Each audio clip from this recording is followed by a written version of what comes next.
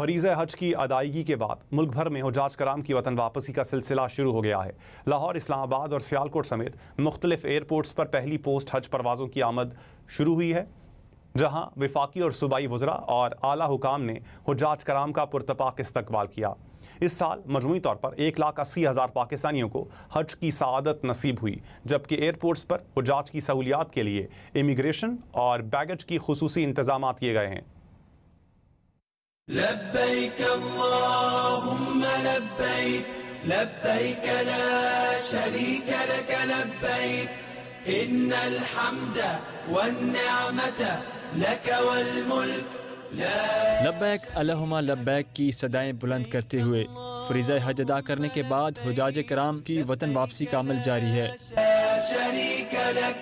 دوسری جانب Sialkot international airport پر بھی پہلی پرواز جدہ سے 158 عازمین حج کو لے کر پہنچی، جہاں وزیر مملکت ارمغان سبحانی نے ان کا استقبال کیا۔ حکام کے مطابق پوسٹ حج آپریشن کے تحت سیالکوٹ میں مجموعی طور پر 5,000 سے زائد حجاج کی واپسی متوقع ہے، جبکہ مزید 3 پروازوں سے 708 حجاج پہنچ رہے ہیں۔